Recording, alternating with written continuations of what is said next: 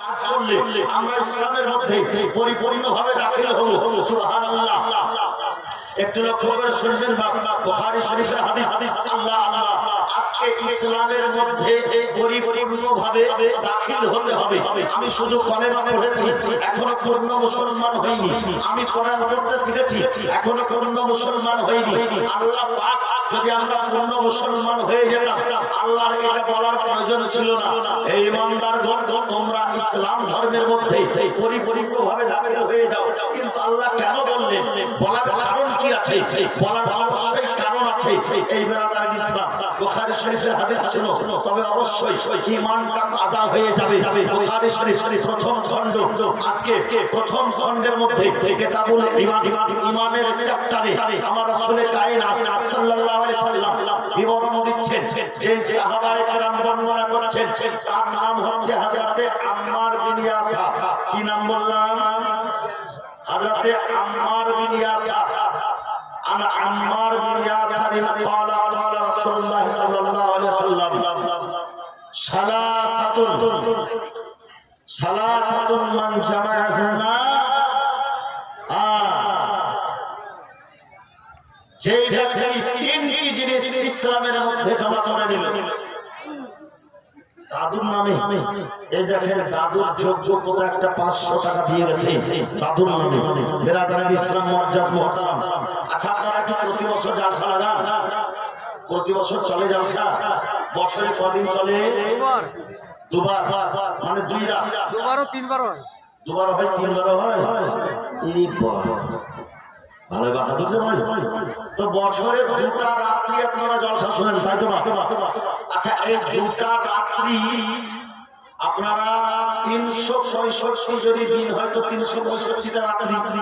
এই 365 রাত্রির মধ্যে 2টা রাত্রি আপনাদের হচ্ছে কার্যকারী বলতে আমরা ইসলামের আলোচনায়, শরীয়তের আলোচনায়, দ্বীনের আলোচনায়, কোরআনের আলোচনায়, হাদিসের আলোচনায় যেই রাত্রিটি কাটালেন, সেই রাত্রিটি আপনার জীবনের মূল্যবান রাত। জোরে বলুন সুবহানাল্লাহ। এই মূল্যবান রাতে এই মায়েরা উঠা বসা কেন করছো মা? এই খেলাধুলা কেন রে?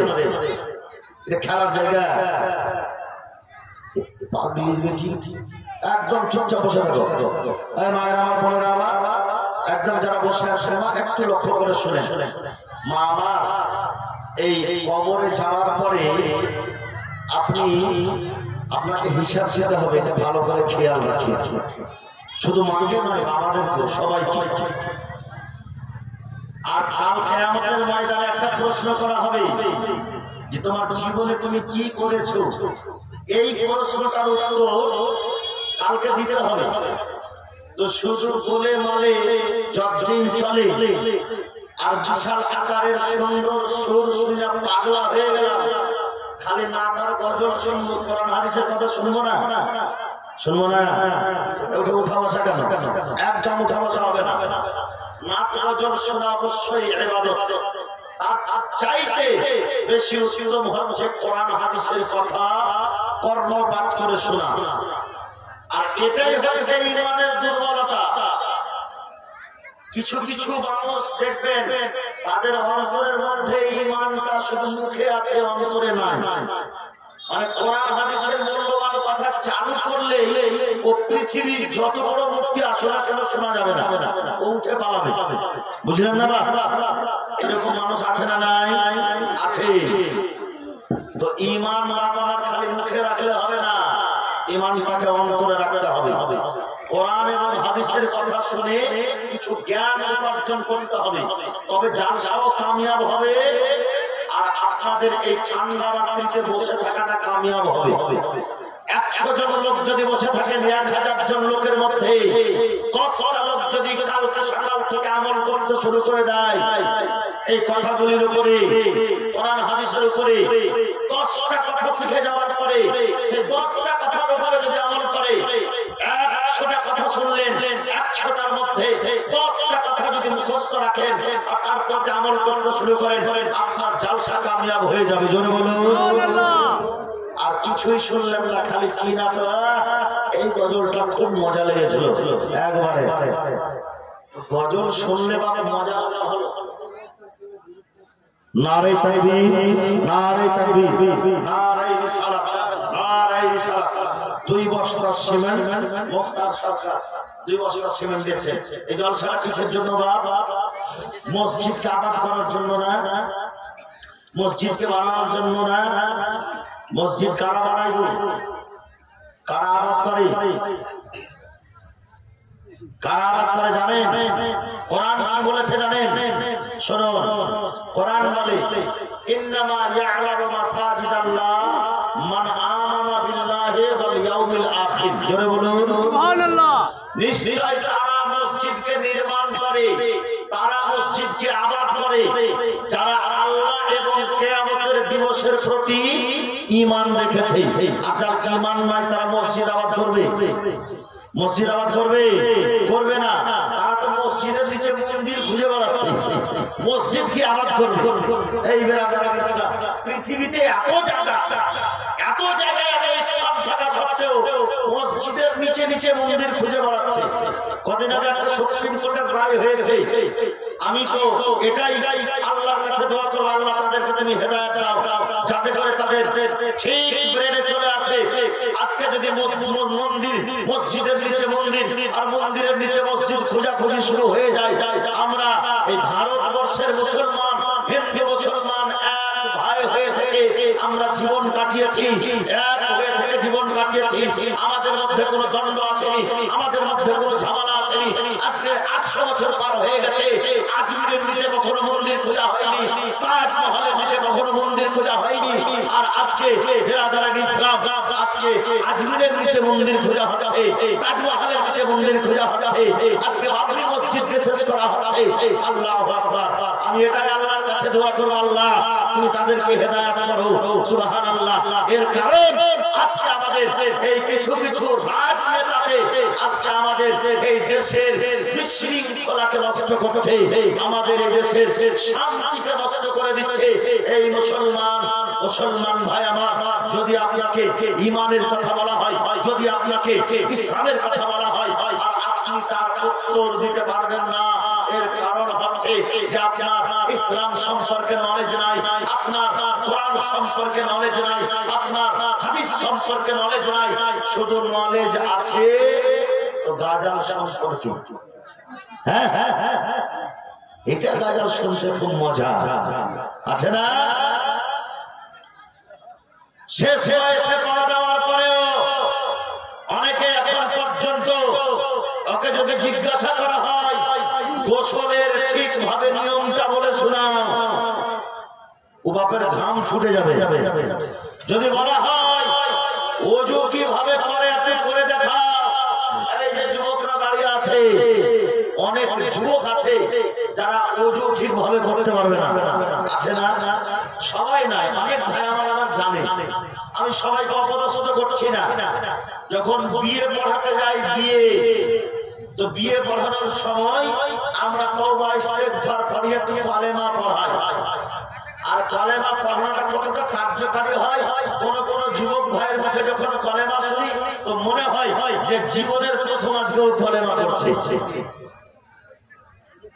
মুসলমান, তুমি নিজেকে মুসলমান দাবি করো, এ শুধু গরু খাওয়া মুসলমান, খাতরা করা মুসলমান। ইসলাম সম্পর্কে তোমার নলেজ নেই, শরীয়ত সম্পর্কে তোমার জ্ঞান নেই, কলেমাটা স্পষ্টভাবে উচ্চারণ করতে পারো না। আজকে তোমার বয়স 22 বছর, তুমি বিয়ে করতে এসেছো, কলেমা যখন পড়াই তো তাদেরকে বলি বড় ভাই লা ইলাহা ইল্লাল্লাহ বলতে, লা ইলাহা ইল্লাল্লাহ মানে লা ইলাহা ইল্লাল্লাহ বলতে পারে না, লা ইলাহা ইল্লাল্লাহ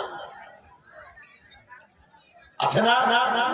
আপনারা হয়তো জানেন না, কিন্তু আমরা বিয়ে পড়াই তো বাবা। বিয়ে পড়াতে গেলে অনেক সময় দেখতে পাই, জানতে বুঝতে পারি যে সিচুয়েশনটা কিরকম হয়ে আছে। তো খুব আস্তে আস্তে স্পষ্ট ভাষাতে অক্ষরে তাকে বলে শোনাই, পড়াই। কেন আজকে এই দুর্দশা? মুসলমানের কেন আজকে অবস্থা? এই বেরাদারান ইসলাম শুনে রাখুন আর জেনে রাখুন, আল্লাহ পাক কোরআনের মধ্যে বলেছেন, ইয়া আইয়ুহাল্লাযীনা আমানু উদখুলু ফিস সিলমি কাফা, হে ঈমানদারগণ, হে বিশ্বাসী বর্গরা তোমরা ইসলাম ধর্মের মধ্যে পরিপূর্ণভাবে দাখিল হয়ে যাও, ইসলামের মধ্যে পূর্ণতা দাখিল হয়ে যাও। আজকে আমরা ইসলামের মধ্যে পূর্ণ দাখিল নাই, কারণ আমরা নামের মুসলমান হয়ে আছি, ইরাদারের ইসলাম। আজকে আমরা নিজেকে মুসলমান দাবি করি, আমাদের মধ্যে মদখোর বিদ্যমান, আমাদের মধ্যে সুদখোর বিদ্যমান, আমাদের মধ্যে জুয়াখোর বিদ্যমান, আমাদের মধ্যে গাঁজাখোর বিদ্যমান, আমাদের মধ্যে চোর ডাকাতি বিদ্যমান, আমাদের মধ্যে জেনাখোর বিদ্যমান, আমাদের মধ্যে চুগলিখোর বিদ্যমান, আমাদের মধ্যে গীবতখোর বিদ্যমান। আজকে আমরা একে অপরের দুর্নিন্দা, একে অপরের গীবত করতে পেরে, আজকে আমরা মদ খেতে পেরে, আজকে আমরা ইরাদার ইসলাম জুয়া খেলতে পেরে, সুদ খেতে পেরে, আজকে আমরা সঠিক পথকে ভুলে গিয়ে সেই কুপথে আমরা রওনা হয়ে আছি। আছেন আপনাদের এলাকায় সুদখোর? সুদ খাওয়াটা কত বড় গুনাহ। আমার রাসূল পাক বলেছেন, আল্লাহ আল্লাহ, এত বড় হাদিসে পাকের মধ্যে আমার রাসূল পাক বলেছেন, সেই ব্যক্তি ধ্বংস হোক, এবং সেই ব্যক্তি যে সুদ খেলো সে নিজের মায়ের সঙ্গে কুকর্ম করার সমান গুনাহ করে নিল। এত বড় আশঙ্কা। আজকে তুমি মুসলমানের ঘরে জন্ম হয়েছো, নিজেকে বলো মুসলমান। আজকে তুমি মুসলমানের ঘরে জন্ম হয়েছো, তোমার কর্মকাণ্ড ঠিক নাই। ইসলাম ধর্মটা আমরা কেমন করে পেয়েছি? সুবহানাল্লাহ। ভাই আমার 500 টাকা নারে তাকবীর, নারে রিসালাত, নারে রিসালাত। ইসলাম ধর্মকে কেমন করে পেয়েছি একটু শুনুন বাবা মা, বুঝতে পারবেন যে ইসলামকে কেমন করে পেয়েছি। ইসলামটা আমাদের কাছে এমনি আসেনি। বলছিলাম হযরত আম্মার বিন ইয়াসার যে হাদিসে পাক বয়ান করেছেন, আম্মার বিন ইয়াসার বলতেছেন যে তিনটে জিনিস কেউ যদি নিজের মধ্যে করে নাই, তিনটের মধ্যে সর্বপ্রথম যেটাকে বয়ান করেছেন সেই কথাটি হলো আল ইনসাফু ফি নাফসিকা, অর্থাৎ নিজের নফসের সঙ্গে ইনসাফ করা। কিসের সঙ্গে? নফস, নিজের আত্মার সঙ্গে। নিজের আত্মার সঙ্গে আমরা ইনসাফ করি। আমরা ভাবছি ইসলামটা এমনি এমনি চলে এসেছে।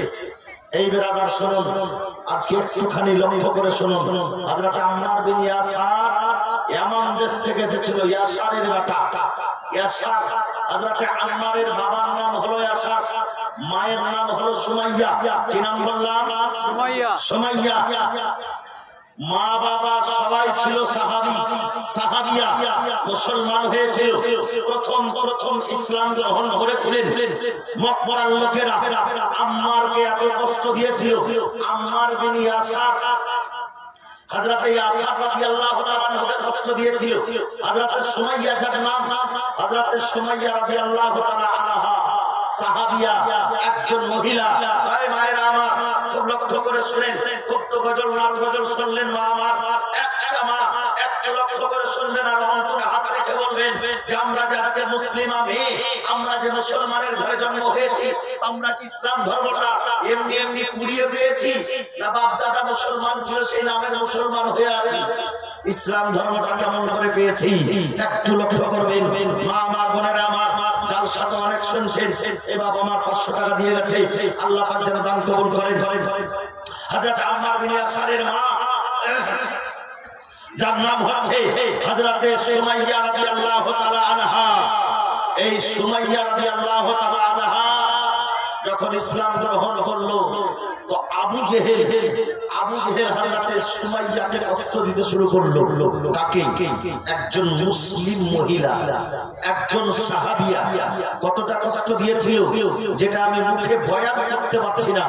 এতটা কষ্ট দিয়েছিল হযরতে আম্মারের মাকে, হযরতে সুমাইয়া রাদিয়াল্লাহু তাআলা আনহাকে কষ্ট দিয়েছিল এতটা যে শুধু কষ্ট দেওয়া নয়, শেষ পর্যন্ত হযরতে আম্মারের মা হযরতে সুমাইয়াকে এমন এক জায়গাতে ছোরা মেরেছিল।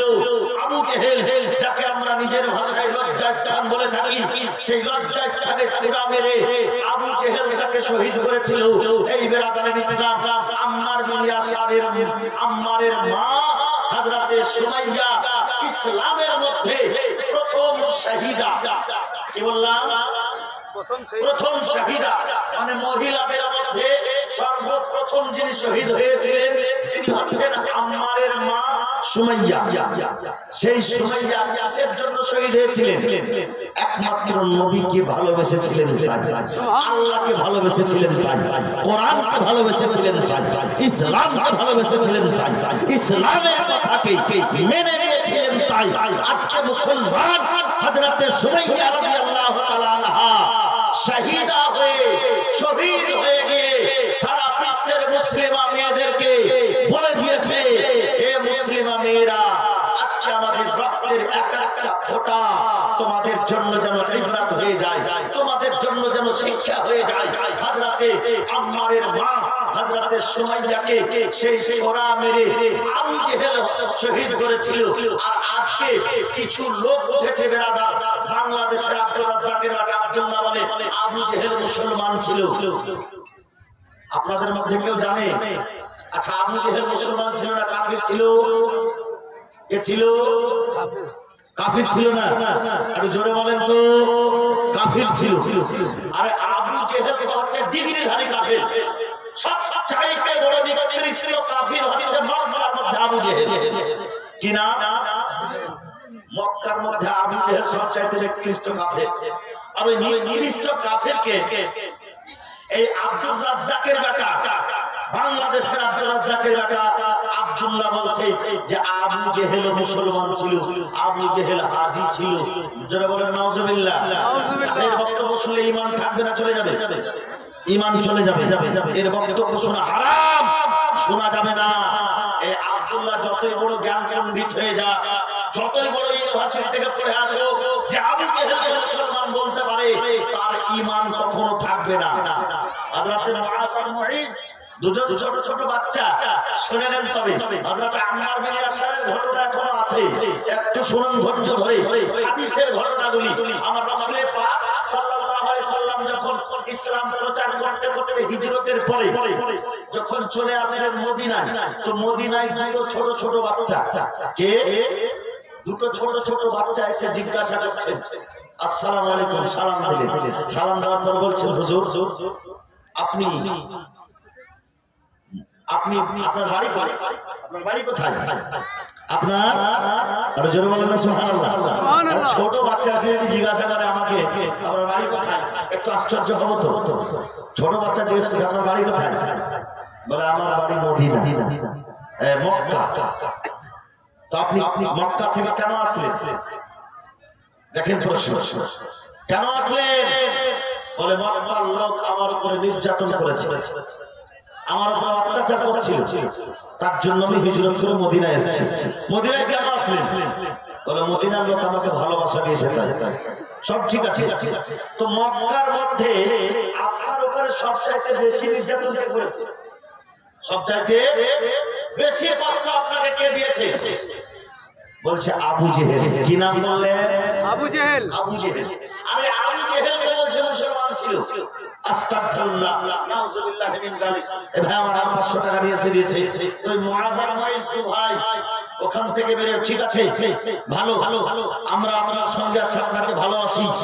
এবার যখন বলছে বাইরে আসছে, হুজুর তার ভাইকে বলছে, ভাই আমার নবীকে আবু জেহেল কষ্ট দিয়েছে বেশি, আমরা যেদিন যুদ্ধের ময়দানে যেতে পাবো, যদি আবু জেহেলকে পেয়ে নিই, তবে আবু জেহেলের রেহাই নাই। আবু জেহেলের রেহাই নাই। যখন সর্বপ্রথম বদরের যুদ্ধ হলো, বদরের যুদ্ধের সময় মুআজের মা কান্না করছেন বাড়িতে, বেটারে যদি আজকে তোমার স্বামী থাকতো, আজকে যদি আমার স্বামী থাকতো, আমি আজকে রাসূলের পাককে যারা গুস্তাখি করেছে, মক্কার সঙ্গে আমার রাসূলের পাকের প্রথম যুদ্ধ হচ্ছে বদরের যুদ্ধ। এই বদরের যুদ্ধে আমার রাসূলের পাকের সঙ্গে যারা শত্রুতা করেছে মক্কায়, আমার নবীকে যে কষ্ট দিয়েছে মক্কায়, তারা আসলে যুদ্ধ করার জন্য যদি আজকে আমার স্বামী বেঁচে থাকতো, আমি তাকে যুদ্ধের ময়দানে পাঠাতাম। আর কাল কিয়ামতের ময়দানে আজকে আমি একজন ইসলামিক যোদ্ধা শহীদের স্ত্রী হিসাবে আমি কিয়ামতের ময়দানে উঠতে পেতাম। জোরে বলুন সুবহানাল্লাহ। মায়ের আমার, আজকে স্বামী যদি ইসলামিক কোনো কারণে কোনো কাজে যায়, আজকে মায়েদের মন খারাপ, সব সময় খালের আচরণের তলেই থাকো, ইসলামিক সেবা করতে পারবে না। বেরাদার মুআজ্জাজ, আজকে একজন সাহাবিয়া কাঁদছে যে যদি আজকে আমার স্বামী থাকতো আমি আজকে বদরের যুদ্ধে পাঠাতাম, আর বদরের যুদ্ধে পাঠিয়ে কাল কিয়ামতের ময়দানে আমি শহীদের স্ত্রী হিসাবে আমি আল্লাহর দরবারে উঠতে পেতাম। বেরাদার ইসলাম এবং ছোট ছোট বাচ্চা মুআজ আর মুঈজকে নিয়ে কান্না করছে, বেটা রে আজকে যদি তোরা যুবক থাকতি আজকে তোদেরকে পাঠিয়ে আমি তোরা যখন যুদ্ধের ময়দানে বদরের ময়দানে যারা আমার নবীকে গালি দিয়েছে, যারা আমার নবীর গোস্তাখি করেছে তাদের সঙ্গে যখন যুদ্ধ করতি, তো বেটা আজকে সেই যুদ্ধ করতে করতে তোরা যখন শহীদ হয়ে যেতি আমি কাল কিয়ামতের ময়দানে আল্লাহর দরবারে শহীদের মা হিসাবে উঠতে পেতাম। জোরে বলুন সুবহানাল্লাহ। ইসলাম ধর্মটাই এমনি পাওয়া যায় না।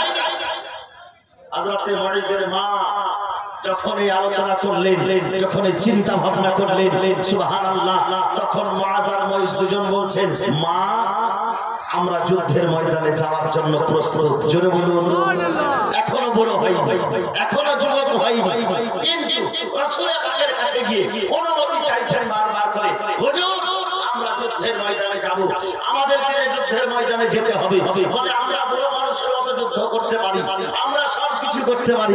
তাদের জাত দেখে আমার রাসূলের পাক বলছেন, ঠিক আছে তোমাদেরকে অনুমতি দেওয়া হলো। যুদ্ধের ময়দানে যুদ্ধ চলছে, ভাড়া সেই বদরের ময়দানে এই কাফেরের দল প্রায় 1000 চাইতে বেশি, আর মুসলমান হচ্ছে 304 জন। জোরে বলুন সুবহানাল্লাহ। আচ্ছা মুসলমানেরা জিতেছিল না কাফেরেরা? মুসলমানেরা জিতেছিল। 304 জন মুসলমান, তাদের ঈমান কেমন ছিল শুনে রাখুন। এই মুআজ আর মুঈজ যুদ্ধ চলতে চলতে হঠাৎ করে একজন সাহাবী রাসূলকে ধরে বলছেন, চাচা আবু জেহেল কোনটা দেখাও। কি বলছে? আবু জেহেলকে দেখাও। বলে কেন রে ছোট ছোট বাচ্চা আবু জেহেলকে কি করবি? বলছে একবার শুধু দেখিয়ে দাও আবু জেহেল কোনটা। আমরা আবু জেহেলের ধরে এসেছি। আর আবু জেহেল মক্কার সর্দারের মধ্যে একজন সর্দার ছিল, মক্কার বাহাদুরের মধ্যে একজন বাহাদুর ছিল। আরে আবু জেহেলকে রাগ করছে, বলে আবু জেহেলকে কেন করছিস? বলে তারা আমার নবীকে গালি দিয়েছে, আবু জেহেল আমার নবীর গোস্তাখি করেছে, আবু জেহেলকে আজকে ছাড়া যাবে না। আবু জেহেলকে যেমনি দেখিয়ে দেওয়া যায়, ওই যে আবু জেহেল ওখানে। এই দুটো ভাই পাখির মতো চলেছিল আবু জেহেলের পেছনে, শেষ পর্যন্ত আবু জেহেলকে ধরে কতল করেছিল এই দুই ভাই। জোরে বলুন সুবহানাল্লাহ। ইসলাম আগে পাওয়া যায়নি। বলছিলাম আম্মারের কথা, হযরত আম্মারের মা হযরত সুমাইয়া রাদিয়াল্লাহু তাআলা আনহাকে এই নিকৃষ্ট আবু জেহেল ছুরি মেরে তাকে শহীদ করেছিল। এই আবু জেহেল যখন মক্কাতে যখন হযরত আম্মার বিন ইয়াসারের উপরে কষ্টের উপরে কষ্ট, গরম বালিতে শুইয়ে দিয়ে বুকের উপরে পাথর চাপা দিয়ে দিত। আল্লাহু আকবার। হযরত আম্মার বিন ইয়াসার, আজকে আমরা যুবক ভাই মুসলমানেরা আজকে ইসলাম ধর্মের মধ্যে তোমরা দাখিল কোথায় হয়েছো? তোমরা তো শুধু ওইটাই আছে যেখানে রং তামাশা আছে সেখানে আমরা আছি, যেখানে আজকে আমাদের শরীয়তের কথা আছে, নামাজের শিক্ষা আছে, কোরআনের কথা আছে, হাদিসের কথা আছে, সেই কথার সঙ্গে আমাদের আকর্ষণ নেই, মুহাব্বত নেই।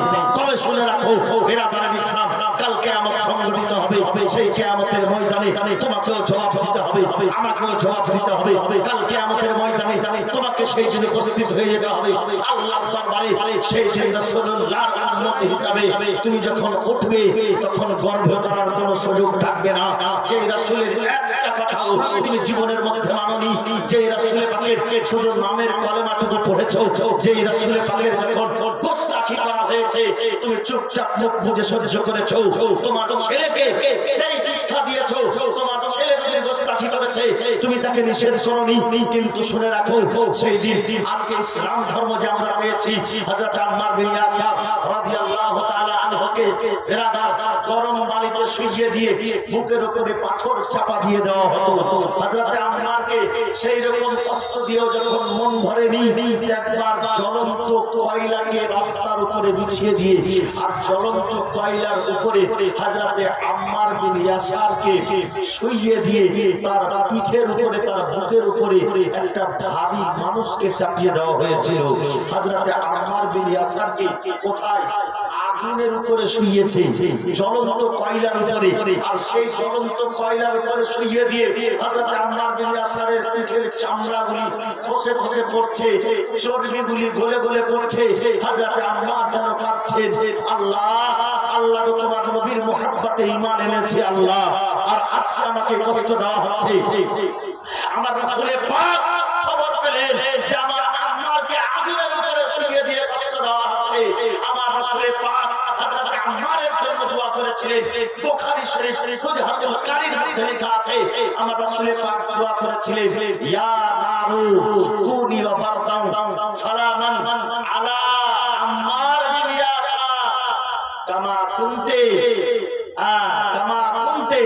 ইব্রাহিম খলিলুল্লাহ আলাইহিস সালাম, কামা কুনতে সালামা, যেমন তুমি ইব্রাহিম খলিলুল্লাহর উপরে ঠান্ডা হয়ে গিয়েছিলে, বারদাও তুমি ঠান্ডা হয়ে গিয়েছিলে, তেমন তুমি আম্মার বিন ইয়াসারের উপরে ঠান্ডা হয়ে যাও। আমার নবীর হুকুম মাত্র এই দুনিয়ার আগুন আম্মারের কাছে এসে ঠান্ডা হয়ে গিয়েছিল। জোরে বলুন সুবহানাল্লাহ। আম্মার কার কষ্ট দিচ্ছিল না, আমার রাসূল পাক আগুনকে হুকুম করেছিলেন, হে আগুন তুমি আমার আম্মার কার কষ্ট দিও না, আমার আম্মার কষ্ট পাচ্ছে। আল্লাহু আকবার। হযরত আম্মার বিন ইয়াসারকে সরকার নারে তাকবীর, নারে রিসালাত, নারে রিসালাত, হাসান আলী সরকার 5000 টাকা দিয়েছে। সুবহানাল্লাহ। যাই হোক আল্লাহ যে আশা যে উদ্দেশ্য নিয়ে দিয়েছে, আল্লাহ তোমার ঘরে মসজিদে আছে। হাসান আলী সরকার ভাই আমার এই গ্রামে বাড়ি, তো এই গ্রামে বাড়ি 5000 টাকা দিয়েছে মসজিদের জন্য। হযরত আম্মার বিন ইয়াসার আগুনের উপরে শুয়ে আছে, নিজের চর্বিগুলিকে বানিয়ে দিয়েছে। আল্লাহর নবী তার জন্য দোয়া করছেন, আম্মারের উপরে এই আগুন তুমি আম্মারের উপরে ঠান্ডা হয়ে যাও। আজকে একজন ভাই হাসান আলী সরকার মসজিদের মহব্বতে, ইসলামের মহব্বতে 5000 টাকা দিয়েছে। আর আম্মার বিন ইয়াসার নিজের শরীরের চর্বি বানিয়ে দিয়েছিল ইসলামের মহব্বতে।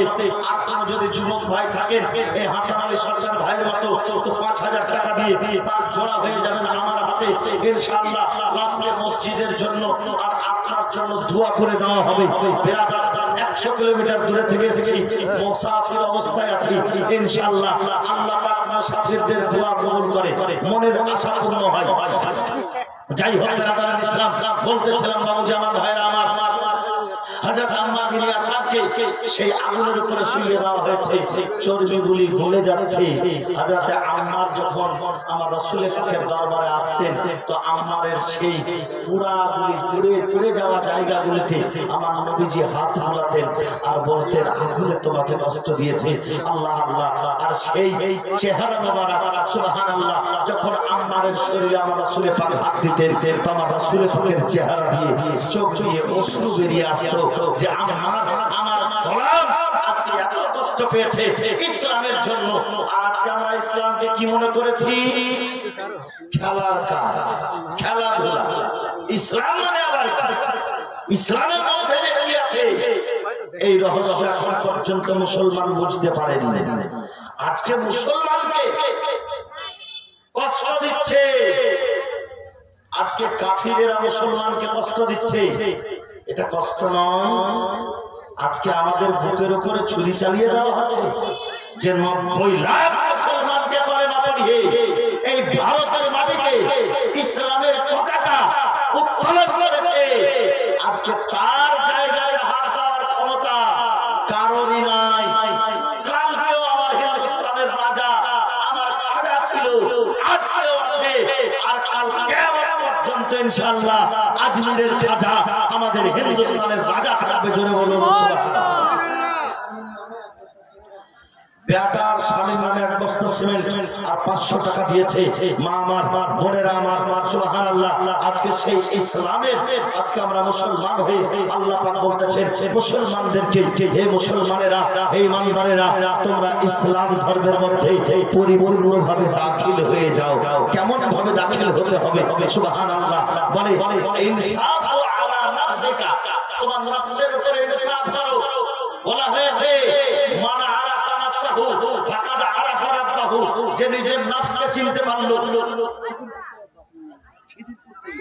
এই গ্রাম থেকে অন্য গ্রাম খেদিরপুর থেকে 500 টাকা দিয়ে পাঠিয়েছে। সুবহানাল্লাহ, মাশাআল্লাহ।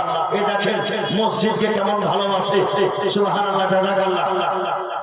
বেরাদারে ইসলাম, সারা মাখলে গুল ঝরনায় সমতুল। একটু মহব্বতে বলবেন সুবহানাল্লাহ। আমার নবীর মতো কেউ আছে? কেউ আছে নবীর মতো?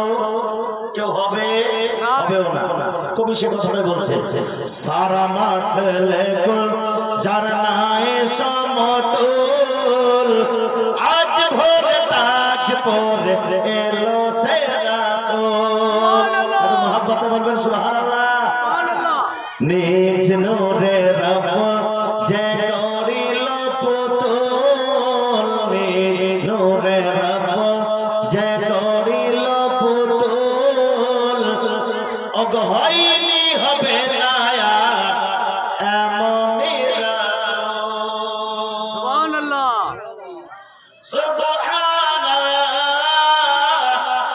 একই তাজাল্লা চমকায় নূর নবীর চেহারাতে, ঝলমল ঝলমল করে হে মায়ে, কোরআন হলো নবীজির হাতে। জিবরিল আমিন সারা জামিন, জিবরিল আমিন সারা জামিন সাজাতে মশগুল, অগহইনি হবে না এমনই রাসূল। নিজ নূরে রব যে করিল পুতুল, নিজ নূরে রব যে করিল পুতুল, আজ ভোর তাজ পরে এলো সে রাসূল। সুবহানাল্লাহ। আমার রাসূলের পাকের সম্মান জানেন, যখন দোলনাতে যখন আমার রাসূলের পাক ঘুমিয়ে থাকতেন, তো আসমানের রহমতি ফেরেশতারা এসে দোলনাটাকে ঝুলানোটাকে ঝুলিয়ে যেত। জোরে বলো সুবহানাল্লাহ। একজন ভাই আমার 500 টাকা দিয়েছে। কবি বলেছেন, দোলনাতে দলে আমিনার ছেলে, ফেরেশতারা সব দোলনা দোলায়। মুহাব্বতে হলো সুবহানাল্লাহ।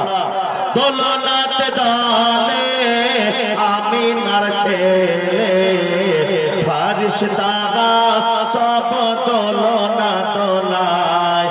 আরশে আলা দরুদ মালা পাঠাইলো যার চেহারাতে, জিবরিল আমিন সারা জামিন সাজাতে মশগুল, অগহইনি হবে না এমনই রাসূল। নিজ নূরে রব্বুল যে করিল পুতুল, নিজ নূরে রব্বুল যে করিল পুতুল, আজ ভোর তাজ পরে এলো সে রাসূল। তাই হালিমার খুশির সীমা নাই, বিশ্ব নবী যখন এলেন দুনিয়ায়। সুবহানাল্লাহ।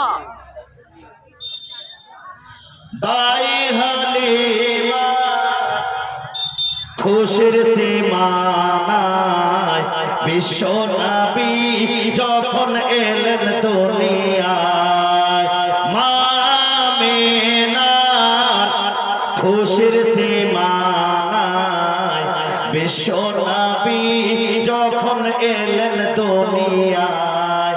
তাই তাই হালিমা খুশিতে মশগুল, অগহইনি হবে না এমনই রাসূল। নিজ নূরে রব্বুল যে করিল পুতুল, নিজ নূরে রব্বুল যে করিল পুতুল, আজ ভোর তাজ পরে এলো সে রাসূল। আচ্ছা বাবা, আপনাদের এদিকে নার্সারি স্কুলে ছেলে মেয়েকে পড়ান তো পড়ায়? আচ্ছা, নার্সারি স্কুলে যখন ছেলে মেয়েকে আমরা পাঠাই তো তাকে কি 15 বছর বয়সে পাঠায় না 5-7 বছর হলে শুরু করে পড়াতে? 5-7 বছর হলে পড়ানো শুরু করি। কারণটা কি? এই নার্সারিতে পড়বে, যখন নার্সারিতে পড়ার পরে একটা হায়ার এডুকেটেড হবে, ভালো রেজাল্ট হবে, তো এই ছেলেটি আগে গিয়ে মাস্টার হবে, ডাক্তার হবে, প্রফেসর হবে, ইঞ্জিনিয়ার হবে, অফিসার হবে। কিন্তু সেই ছেলেকে আপনি মাস্টার বানাবার স্বপ্ন দেখেছেন, ইঞ্জিনিয়ার বানাবার স্বপ্ন দেখেছেন, কখনো কি স্বপ্ন দেখেছেন যে আমার ছেলেকে আমি নামাজি বানাবো? স্বপ্ন দেখেছেন? দেখেন সুবহানাল্লাহ, মাশাআল্লাহ। আজকে যে মৌলানারা ভাব কথা বলে বা সেই মৌলানাদের ভাব খুব কম। গ্রামে ইমাম সাহেব আছে, যদি মদ আর সুদের কথা বলে তাহলে ইমাম সাহেব মদ খাওয়ার সুদ খাওয়ার কথা বলছে, এই ইমামকে রাখা যাবে না, কোন একটা শুধু দোষ খুঁজবে। বলে না বাবা, একটা কথা শুনে রাখুন, আপনার ছেলেকে আজকে বৃদ্ধ বাবারা অনেক সময় আছে আপনাদের এলাকায় বয়স্ক বাপ মাকে অবহেলা করে, এরকম যুবক আছে না? আছে না? কেন আছে? এই যুবক আজকে মাকে অবহেলা করছে কেন? এই মাটা কি তাকে বুকের দুধ পান করায়নি? ছোটবেলাতে আগে কি এই ঠান্ডা রাত্রিতে নিজে ভিজা কাপড়ে ভুলে তাকে শুকনো জায়গা থেকে ঘুমায়নি? দিয়েছে, তাকে ঘুম পাড়িয়ে দিয়েছে, তাকে বুকের দুধ খাওয়িয়েছে। অথচ এই মা জন্মধারিণী মাকে অবহেলা করেছে। কারণ মা এই মায়েদেরকে বলি আমি শুনেন, এই মায়েরাও খুব বড় বড় স্বপ্ন দেখে। যদি কোন রকম বেটা হয়ে গেল, আমার বেটাকে দারোগা লাগছে দেখে, বেটা এখন ভালো করে প্যান্ট ঠিক করতে পারবে না, তার বেটা দারোগা হয়ে গেছে, তাই না? বেটাকে দারোগা লাগছে দেখে, আর এখন বড় হলো আমার বেটা বড় অফিসার হবে। এই কোন একটা মা আজকে বুকে হাত রেখে বলতে পারবে না যে আমার বেটাকে আমি নামাজি করার স্বপ্ন দেখেছিলাম। বাপ মায়ের নামে, এটা ভেবে যুবক, বাপ মায়ের নামে দিয়েছে 500 টাকা। সুবহানাল্লাহ। তার মানে বাপ মাকে ভালোবাসে যুবকেরা। কিছু যুবক আছে যারা বাপ মাকে অবহেলা করে। তবে আমি বলবো, হতে পারে ছোটবেলায় তার বাপ মা তাকে সুশিক্ষায় সুশিক্ষিত করেনি। এই বেরাদারের ইসলাম খুব সংকীর্ণ সময় আমি আপনাদেরকে বলে বুঝাই, বাপ মায়ের সুসন্তান হওয়ার জন্য আপনাকে অফিসার হওয়া লাগে না, বাপ মায়ের সুসন্তান হওয়ার জন্য প্রফেসর হওয়া লাগে না, বাপ মায়ের সুসন্তান হওয়ার জন্য এমএ পাস করতে হবে না, বাপ মায়ের সুসন্তান হওয়ার জন্য বিএড করতে হবে না, বাপ মায়ের সুসন্তান হওয়ার জন্য পিএইচডি কোর্স করতে হবে না, বাপ মায়ের সুসন্তান হওয়ার জন্য ডক্টর হতে হবে না, বাপ মায়ের সুসন্তান হওয়ার জন্য ইঞ্জিনিয়ার হওয়া লাগে না। বাপ মায়ের সুসন্তান হওয়ার জন্য 5 ওয়াক্তের কেউ যদি নামাজি হয়ে যায়, সেই নামাজি বাপ মায়ের সুসন্তান হবে। জোরে বলুন। আচ্ছা, যদি নামাজ না পড়ে, নামাজ না পড়ে সে সুসন্তান হবে কি করে? হবে। আমাদের এলাকায় বাপ মায়ের জন্য দোয়া করি, 40টা চাহরম করি, করেন আপনারা? 40টা চাহরম আমরা করি। কিছু কিছু এলাকাতে বাপ মা মরে গেছে, তার নামে দোয়া করবে না। বাপ মা মরে গেছে তার জন্য 40টা চাহরম করবে না। আমাদের এলাকায় আমরা কুকুর বিড়াল মরলে 40টা চাহরম করি না। কুকুর বিড়াল মরলে তার জন্য দোয়া করি না। কিন্তু যদি বাপ মা মরে তার জন্য দোয়া করি, তার জন্য 40টা করি, তার জন্য চাহরম করি, তার জন্য খানা করি, তার জন্য সাজদা করি, তার জন্য দান করি। আর এই সমস্ত জিনিস হাদিসে পাক থেকে প্রমাণ আছে। জোরে বলুন সুবহানাল্লাহ। এই বাপ মাকে আমি বলি শুনেন, মিশকাত শরীফের হাদিস, কিতাবুল জানাইজ, আমার রাসূল পাক সাল্লাল্লাহু আলাইহি ওয়াসাল্লাম ইরশাদ করেন, ইযা মাতাল ইনসানু ইনকাতা আনহু আমালুহু ইল্লা মিন সাদাকাতিন জারিয়াতিন আও ইলমিন ইনতাফিউ বিহি আও ওয়ালাদিন সালিহিন ইয়াদউ লাহু। জোরে বলুন সুবহানাল্লাহ। এই হাদিসে পাকের মধ্যে বলা হয়েছে যুবকেরা কি ব্যাপার ভাই? বাইরে কে কথা বলছে রে ভাই? স্টেজের বাইরে কে কথা বলছে? ভলেন্টিয়ার আছে কি? মাইকের আওয়াজ শুনতে পাচ্ছে? যুবক ভাইরা, যুবক ভাইরা কে আছে? ছেলেটি এরা নিজে গান শেষ শুনবে না, অন্য কেউ শুনতে দিবে না। ভাইরা কেন এখানে চেঁচামেচি করছে ভাই? কেন চেঁচামেচি হচ্ছে এখানে? কেন কেন তোদের আওয়াজ হচ্ছে? লজ্জা শরম লাজ লেহাজ কিছু নাই, সব বেঁচে খেয়েছে। মান সম্মান তো বুঝে না, লাজ লজ্জাও কিছু নেই। এখানে কোরআন হাদিসের আলোচনা হচ্ছে, বাইরেও চেঁচামেচি করছে। আর এরাই কালকে সকালে দাবি করবে আমরা মুসলমান, এরাই কালকে সকালে দাবি করবে আমরা মুসলমান। এর শিক্ষার ভুল আছে। শুনে রাখুন আমার বোনেরা, আমার সুসন্তান তাকে বলে যে বাপ মার জন্য দোয়া করে। আল্লাহ নবী বলেছেন ওয়ালাদিন সালিহিন ইয়াদউ লাহু, নেক সন্তান সুসন্তান যে বাপ মায়ের জন্য দোয়া করবে সে সুসন্তান। বাপ মায়ের জন্য দোয়া মদ খাওয়ার পর কবুল হয় না, বাপ মায়ের জন্য দোয়া সুদ খাওয়ার পর কবুল হয় না, বাপ মায়ের জন্য দোয়া ঘুষ খাওয়ার পর কবুল হয় না, বাপ মায়ের জন্য দোয়া জুয়া খেলার পরে কবুল হয় না। বাপ মায়ের জন্য দোয়া করতে গেলে নামাজ পড়া লাগে, বাপ মায়ের জন্য দোয়া করলে রোজা রাখা লাগে। জোরে বলুন সুবহানাল্লাহ, সুবহানাল্লাহ। দুরূদে পাক পড়েন আল্লাহুম্মা সাল্লি আলা সাইয়্যিদিনা মাওলানা মুহাম্মদ ওয়া আলা আলি সাইয়্যিদিনা মাওলানা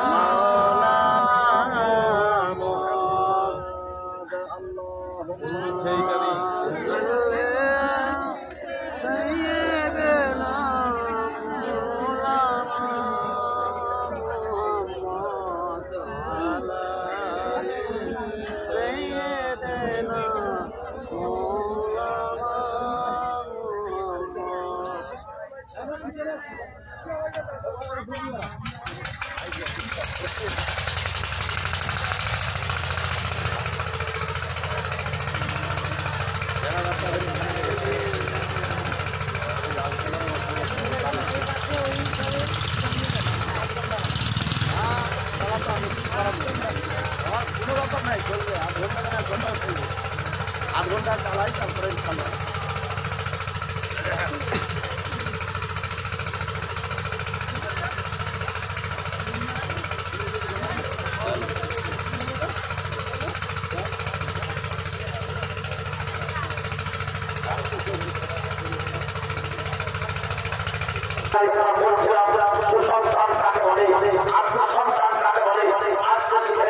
আজকে জেনে নেন, বুঝে নেন। ইনশাআল্লাহ আজকে নয়, সারা জীবন। কি ব্যাপার রে ভাই?